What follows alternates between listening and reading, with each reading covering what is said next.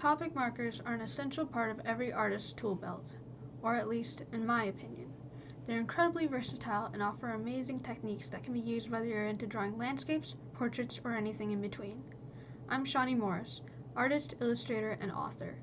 At the time of this recording, I am 18 years old. Don't be fooled by my youth, though. I've been drawing since I could hold a crayon, and I have attended 5 art schools. Today I'm going to teach you the basics of using Copic markers. They can be pretty intimidating at first. First, we'll talk about what supplies work best with them, and then we'll move on to techniques. No matter what kind of art you're doing, you need a canvas, so let's start out with paper. Copic sells a brand of paper that work well with Copic markers. However, since I am a mixed media artist, I don't use this paper. I use mixed media paper. In case you're like me and need a different type of paper, then here's how the Copic markers react. I have a few set aside.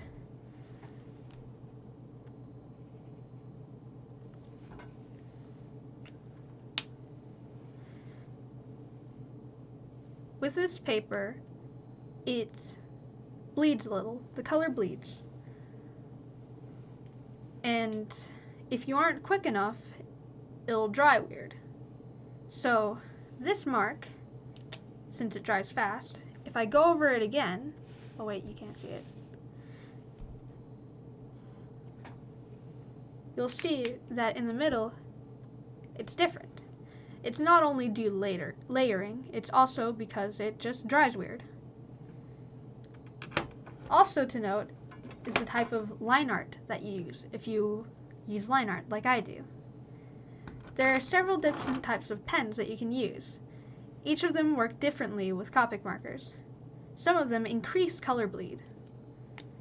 I have a Micron, a Faber-Castell, and a Pigma. These are 3 different types of pens. There are many, many different types of pens. However, these 3 are my personal favorite because they reduce the amount of color bleed. So if we go through this, they actually dry pretty fast, so they don't bleed a lot. However, if you are unfortunate, sometimes it can cause a little bleed. I don't think you can actually see it with this shade, but you get the idea. Either way, to deal with color bleed is a very difficult process. I'd say when using line art pens that you wait at least an hour before doing color afterwards. It would be horrible for you to make the coolest line art of your life and then ruin it by trying to color things way too fast. If you become if you master the way that the pens work, you can actually avoid the bleed, even if you're doing colors right after. What I do, though it requires a lot of mastery and hand-eye coordination, is I color right next to the edge instead of coloring over the edge. This reduces the amount of bleed and allows for you to color your projects right after you do the line art. If you're confident enough to do that, that is. After all these years of working with it, I still experience color bleed sometimes. Now, with techniques in mixed media, there are many different types of things that you can use with Copic markers. You don't have to just have a marker and line art drawing, or just a marker drawing. You can also use stuff like watercolor and alcohol to make some pretty neat techniques. Since Copics are alcohol-based markers, they work well with water and won't smudge.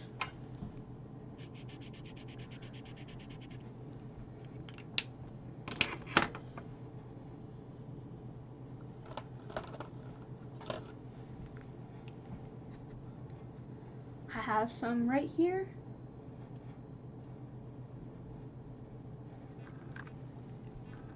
You You can layer these colors in all types of ways, and, just as I said, no smudging, because they're alcohol-based. However, this leads to some pretty interesting combinations when it comes to using alcohol with it. In a way, it can sort of be like an eraser, almost. It's still pretty difficult to use, but I have done it before.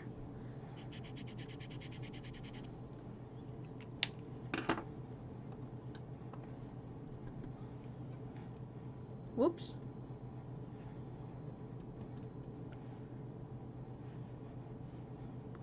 See those rings there?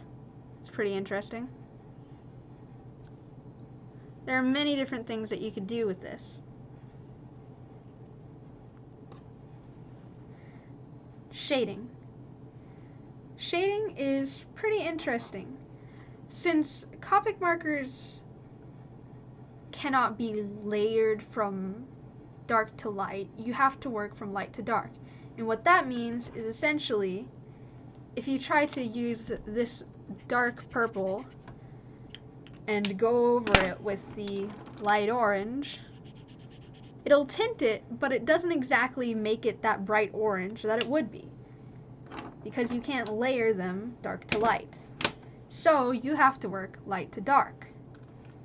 In shading, this can be pretty interesting, especially when using color theory. Essentially, if I want a nice bit of shading, I have to work from the lightest to the darkest. I have some reds and oranges picked out for this.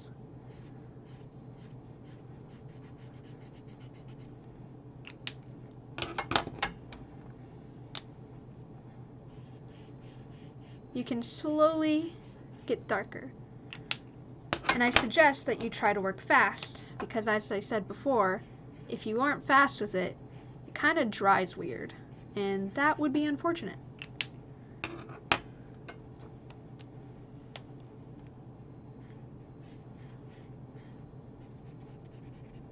If you feel that some shades darkened a bit too quickly, you can go back with the lighter color and go over it one more time to help it fade in.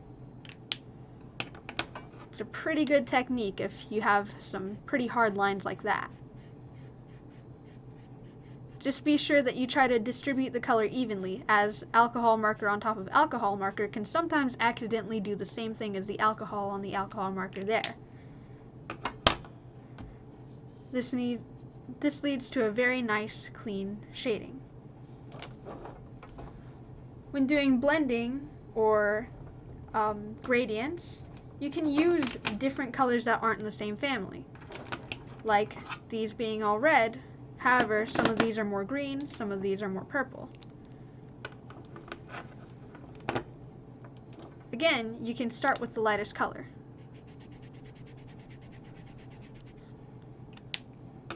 And slowly get darker. The edge is a bit too sheer, so go over it again.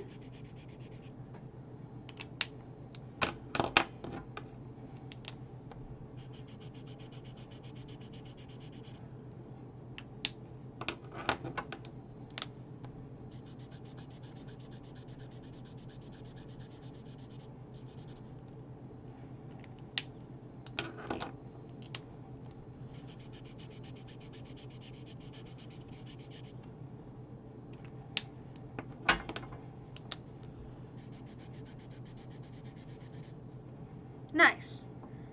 And despite what I said about working from light to dark, when it comes to actually shading things, you can go dark to light to help fix the sheer gradients.